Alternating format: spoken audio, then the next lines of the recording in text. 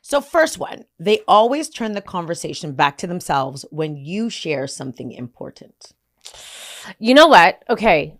I'm going to split on this because I will tell you that I friggin' do this because I have ADHD. No, seriously. Maybe we should have a whole show about friends with ADHD. We could. So what happens sometimes with people is that they're trying to connect with you. Okay. And so they think that by utilizing like their own experience, because sometimes people will tell me something and they'll be like, oh my God, that happened to so-and-so that I know as well. I'm not trying to take away their thunder, but I'm like, oh no, I sort of understand how you feel, or I'm really sorry that happened. I can relate to a certain extent, but I know it's annoying sometimes because people are like, can you just let me have my trauma? Can you just let me have my traumatic moment without telling me about like Lucy's traumatic moment or your traumatic moment? Like nobody cares. Yeah. Just let me have my trauma. Yeah.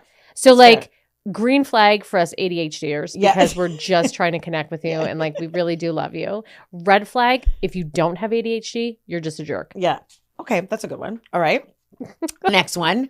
They dismiss your feelings and say you're too sensitive when you express concerns or like when you're struggling. What's their background? First of all, listen, it is a red flag. You can't ask all the details. Listen, okay, so red flag. Okay. Eastern European, get over yourself. Depends on where you're from. But no, like never, you should never to your friends, like just dismiss their feelings. Yeah. Don't ask me the cultural nuance. I mean, truthfully, cultural nuance. I mean, West Indians would be like, what's your problem? Yourself, man. Yeah. Get over yourself. Yeah, get over yourself. All right, that's fine. Okay. They're open to discussing issues and take accountability when they're wrong. Green flag. Green flag. Green flag. Green flag. That one's a good one. Yeah. Take accountability, man. Yeah. Take accountability for where you've gone wrong. Yeah. And it's okay. Like if you've made a mistake along the way, cool. Yeah. Own it and keep it moving. Okay to own it. Perfection does not exist. Yeah, absolutely.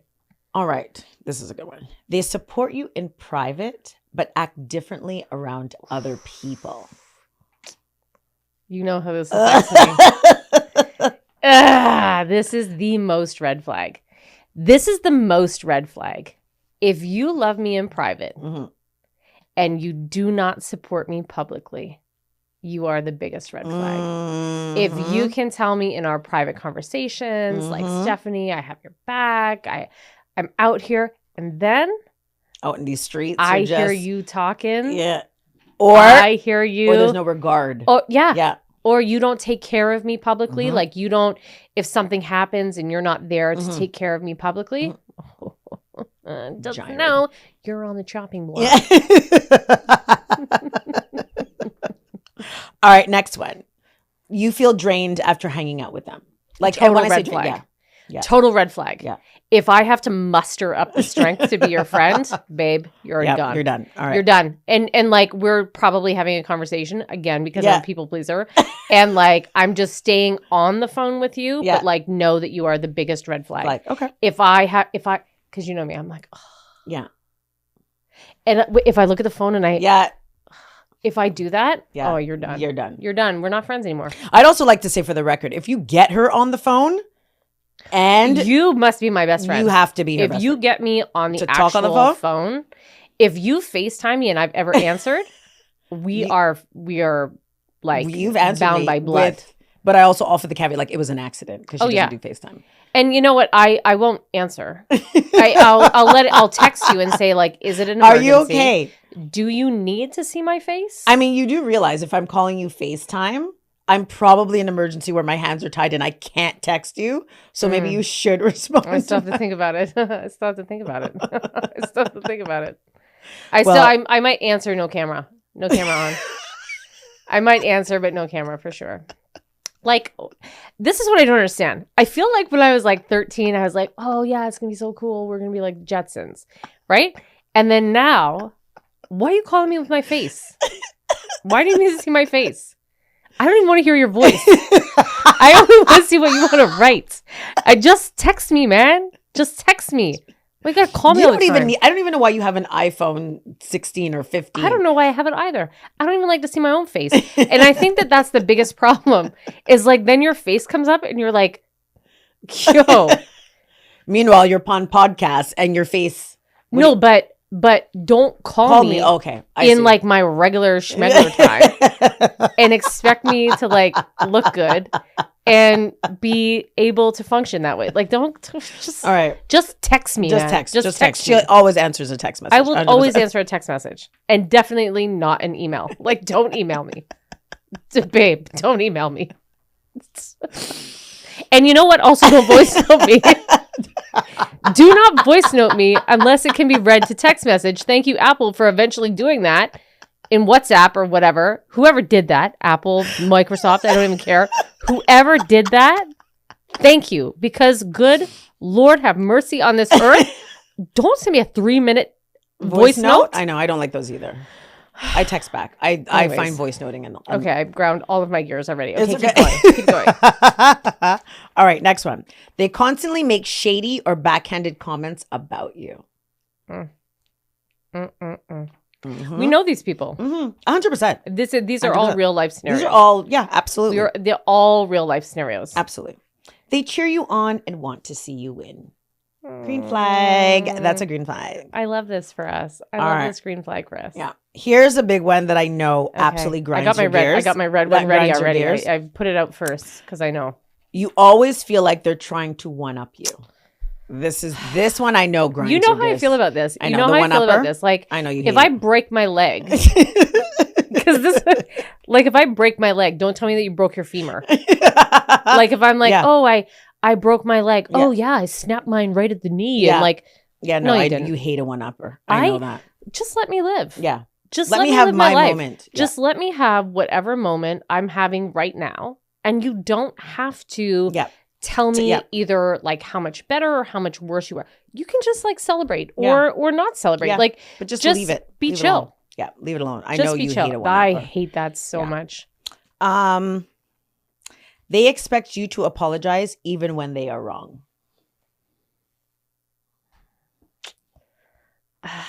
I almost went with a green flag. I was like, no, red flag. Yeah. Red flag because, you know, they're not able to see what is going on. Yeah. You know, accountability so piece. the accountability piece is not there. Yeah. And I mean, the problem is that you've probably set the tone. So maybe you're a bit of a red flag too, because maybe you set the tone that you're going to apologize for everything, or like you don't expect people in your relationships to take accountability for their actions.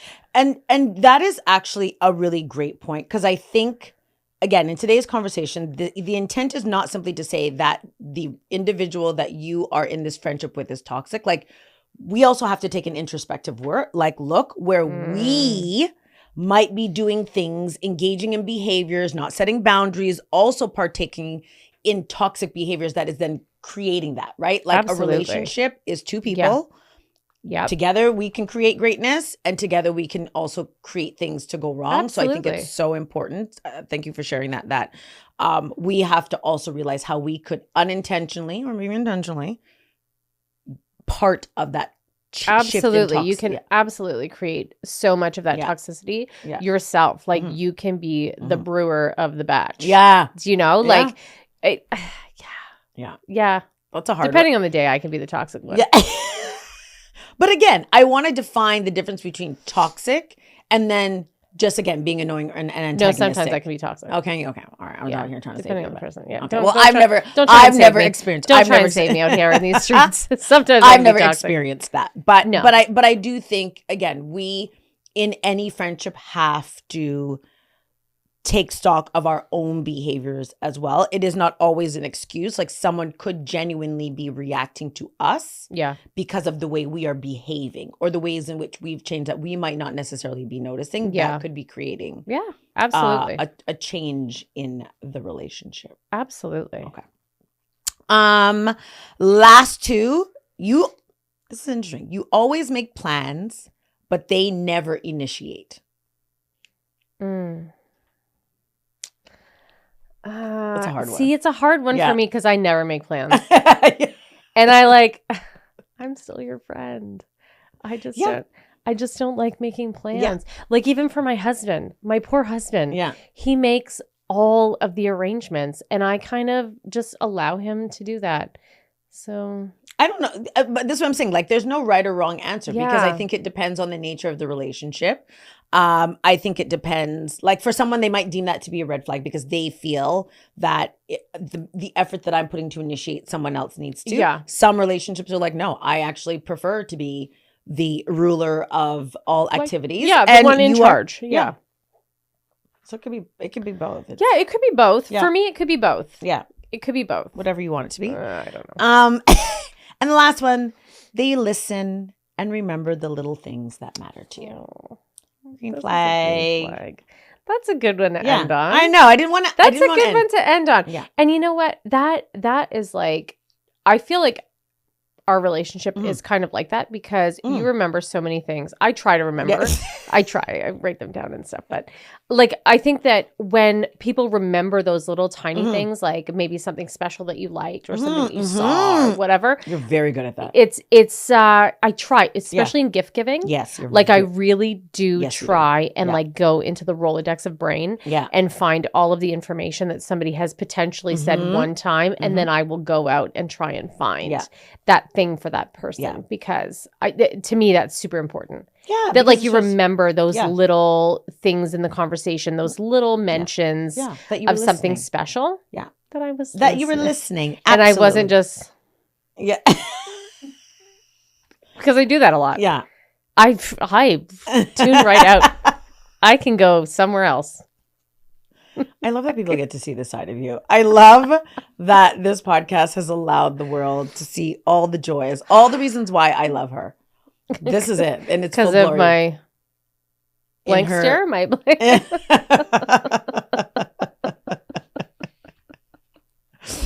All right. Here's another part of the conversation around toxic relationships. This was fun, by the way. Yeah. This was fun. Do this with your friends. Yeah. And find out which one you are. Yeah. Yeah. You know what? That's a good, are you that one? Yeah. Yeah. Sometimes we're this. Sometimes we're this. They should do that. And let us know, like, what do you think is toxic? Yeah. When you're talking, when you've watched this podcast. That's right. And you've watched and you all the way up until to now. The podcast. Yeah. Because like, how many minutes are we in? We're like a good 40 minutes in. Yeah. Tell us what you are. Are you a red flag or are you a green flag? Yeah. I love that guy that runs around with the red flag on TikTok. He's like my favorite guy. He is such a good guy. Violation. Red flag. I love it. Red flag. All right. So last little bit around this conversation. When do you walk away? Like, so you've acknowledged that this friendship that you have is toxic. It's no longer serving you. You have tried and you just know that it is time to go. Like, what does that look like? Like, how do you? So for me specifically, it's like when my body starts to give me signals. Like if I feel sick when I'm around you, like if I am not my best self, if I am no longer fun and energetic, and if my whole affect changes, we can't be together. We cannot be in this space together. Or if I can cuss you out. Yeah. If I can say bad things to you. Yeah. And and like actually feel no way about it and just like legitimately tell you about yourself and tell you top to bottom. Yeah. I just hit my mic. Sorry. Yeah. If I can tell you like top to bottom about yourself, we're done. Yeah. We're done. Because I really, I don't talk to people like that on a regular basis. Like you have to get me to that level. I choose not to speak to people like that. Yeah. And if you have taken me to that point where I can actually use like bad words, like call you bad things. Yeah. Then you're, if I can call you out of your name, then we're done. Then it's a wrap. Yeah. Okay. Yeah. I feel like that's for me. It's like a physical reaction to you, like a bad physical reaction. Yeah. No, that's fair. That's totally fair. I would say for me, it probably doesn't get to that point. No. Like in the sense, because once I've read you and I see the vibe you're on, and you know me, like I'm definitely someone that vibe is a big thing for me. I will keep you at bay. I will always be cordial, but like there is no engagement that's going to happen at all. So I feel I shut it down before it even gets. And that's just me. Yeah. But I feel like that's also come with that lived experience, I think, practice. I think also by virtue of just what I do, because I really do value my space. I value my friendships. Like, I hold friendships to the utmost. Yeah. And the moment I feel that you have violated that part, because I do feel like I give a lot in a friendship. You protect your peace for sure. Yeah. You protect your peace, and you do it with a smile. Yeah. Like, you can hate somebody's guts, Yeah. and you're like, Yeah. everything's great. Yeah. I'm like, don't talk to me. Yeah. I'm the one that's always like flipping the table. Like, don't talk to me. Yeah. Don't come over here. Yeah. Don't, like, I am so, you can read it all over my face. Also, my face tells the entire story. Fix your face. All the time. Yeah. Aisha has to tell me to fix my face. Fix your face, yeah. Especially if we are in a space with people that we know. Yeah. And I'm like, don't. I was like, and then she just ends up looking like this. I'm like, I do. I end crazy. up in all the pictures. I'm like, that's my face. Look at that smile. Yeah. No, it's because I hate you. Yeah. Yeah, no. Yeah. Where I'm like, she's able to just cover it. Yeah. She's able to cover all of that. She's able to cover it up and like be this nice. There's gonna be a lot of concerned people out here now, man. The people will be like, oh God, does she like me? Does she not? But again, I feel like people also know where they stand. What's that song? If you feel that song is about you. That one? Oh, remember? If you think this is about you today. If you think this song is about you, don't you? Okay, that's enough. I just wanted like the little bit. Listen, you opened up the. I know. I opened up the floodgates. Don't give me the opening to sing. I feel like, and I said this on my solo podcast, that if I had the opportunity to be a singer, I know we're going off topic, I would be a singer. If I could really sing, I would be singing. Listen to me. There are so many. If I could sing and I had a great like physique, you could not stop me in this world. I'd be singing naked all over the place. I would just be out here. I'd be Tyla. Is that her name? Tyla? Yeah. I'd be Tyla. Yeah. I'd be all over the place. Just cute, singing naked. You couldn't tell me nothing if I was a singer. You couldn't tell me anything. In the next life. In a next life. And see, God couldn't give me everything. No. He couldn't give me everything. He knew. He had to limit. He could only give so much. He was like, you just get you just get a petit peu. A petit peu. Yeah. Yeah. Because the world could not handle this. If I had it all. No. Done. Wearing fur to the grocery store. Done. 100%. Nobody give me money. Yeah. Nobody give me money. Please don't. Please. Because it's going. Actually, give me money. I'll be ignorant. Yeah. Listen, we have no time for that. I'm already wearing like animal print. I'm already with your leopard or your cheetah earrings. Oh, I do. I have like tiger. Yeah. No, they're like leopard earrings. Yeah. With my serious print. With my puffs.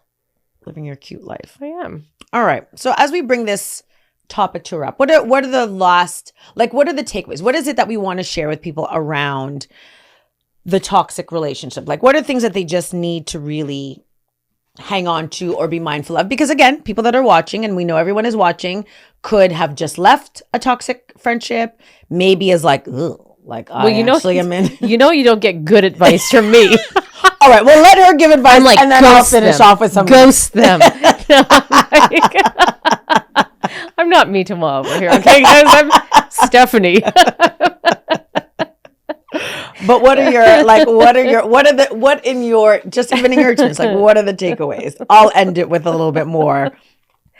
I think biggest takeaway, protect your peace. Yeah. If the toxic relationship is affecting you, if the friendship, or not even the toxic thing, because it may not have gotten to the point of being toxic yet, but if a friendship, if the people in your life are no longer serving you, if they are not able to be in that circle and make you feel good and uplift you, and if your interactions are too hard, if your interactions are draining to you, if they're draining to your body, and if you're just no longer enjoying that time, it's time. It's time to rethink the relationship. It's time to rethink what you want for yourself in the relationship, and then ghost them, because that's no deuces. Just peace out, baby. I love you, but I don't. It's been real, but and again, it's not me, it's you. Yeah. Remember last week you were saying, it's not you, it's me. No, babe, it's you. It's you. It's okay. Not me. And I think, look at me, tossing my stuff. I'm in. And go. And, well, I just forgot what I was going to say. Shit, I forgot. I was in. And then I did too much. It was the throwing of the paper. It was the throwing of the paper. Okay, I'm also going to emphasize on what some of those takeaways are. And I'm sure whatever you wanted to say is going to come back to you. If it comes back to you, then interrupt me because I'll be able to stay on task. Yeah. But I am in agreement with you that I think the moment that you feel a toxic relationship is draining you in any shape or form, as I said, it might not be about a full cutoff, but definitely setting those boundaries. Yeah. I also want to emphasize that establishing boundaries is an act of self-respect and self-love. Yeah. It might be difficult to do so because there's been longevity, because this is someone that you valued, but establishing a boundary in a friendship, just establishing boundaries in life is the piece that allows you to protect your peace and to self-preserve. Because again, we create the conditions by which people treat us. And if we're always making ourselves available, then there's no reason for someone who's toxic to do differently. Yeah. You know what I mean? And sometimes someone who is engaged in toxic behavior might just need that pre-warning, like maybe not the red flag, but like that yellow flag that's like, you are pushing boundaries with this relationship. And I need you to understand, like, if you keep going, then we're going to have to shut it down. Right. So I agree with that. And we're old. We're not old, but like we're older. Grown. Yeah. We're older. And I think that, my father-in-law said last week, and I don't want to misquote him, but it was like along these lines that time is the currency of your life. Yeah. Right. And so it really is about how you want to spend that time. How you are given a certain amount. Yeah. Everybody is given a certain amount of time in their life. And I think that we have a duty to ourselves to spend it wisely. Yeah. And like, how are we going to spend our time? How do we want to spend our life, and who do we want to spend it with? And that to me is really important. Yeah. Really important. Yeah. I hope I didn't misquote him, but it's but it's very similar to that. Yeah. It's just, we want to spend our life with the people that like are loving us, treating us good, and that we can love unconditionally back. Yeah. And why waste it on people that are not worth wasting it on? 100%. Really. 100%. I do love that. I think the other thing that we talked about, which is a good lesson, is like longevity doesn't mean that you need to stay in a relationship. Yeah, you don't need to stay in something forever. Yeah. There are expiration dates to friendships.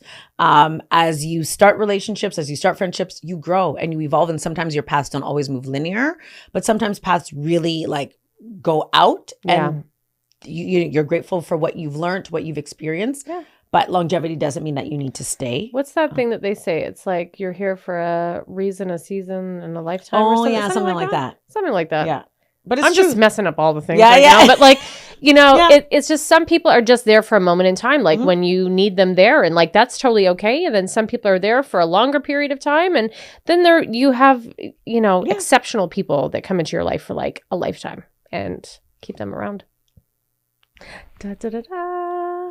And the last two I would say is, and you kind of touched on it, is that there is no requirement to explain your exit. I think sometimes we feel compelled to explain to someone who isn't doing right by us why we're leaving. And I feel like in a friendship, if you have given those warnings and you want to maintain that kind of attitude, I actually don't have to tell you why. Like, I'm done. If you know who I am and the importance of the boundaries and the relationship, and you want to continue on the rah-rah, well, I don't actually have any more reasons to continue to let you know. I'm out. I agree. Yeah. I agree. As you said, deuces. Yeah. And certainly last, because, we always want to end on a high note, that at the end of the day, a friendship is supposed to be like a safe space. It's supposed to bring you joy. It's supposed to be when you see that phone call, you're like, oh, I haven't talked to Bea in a while. Or, I mean, in our case, we, again, talk every day. But like someone calls you or you get a text message from a friend, you're like, oh my God, you're excited. You're happy. Yeah. You want to find an opportunity to connect. There's a reciprocal in like what you feel emotionally and spiritually, like all of those pieces. That's really what you want to nurture in those relationships that don't offer that to you. As I said, it doesn't necessarily mean a full cutoff, but it might mean a pause and a reevaluation. Not investing all of your time. Yeah. All of your time in that. Yeah. That's it. Just tell us if you have any toxic people in your life. Yeah, please. We like the tea. Yeah, we do like the tea. This is Spillin tea from time. So we like the tea. Yeah. Or even tell us like examples or situations where you realized you were in a toxic relationship. Because sometimes it's something that hits you. You're like, wow, like when I look back, yikes, these were all the things that I was experiencing. Share, right? Don't just subscribe and like and share, but like, let us know. Again, I say this every episode. If there's topics that you want us to talk about, we have a whole list of things that we're going to be talking about as these episodes continue. But if there's things that you want to hear from Steph and I, if there's tea you want us to spill, you know what to do. Bes-TEAS on Instagram. We're on YouTube. Do all the things. And next episode, we have a little something special. We might have some guests. We might have some guests. Yeah. We might have some guests. Depends on how I feel. Yeah.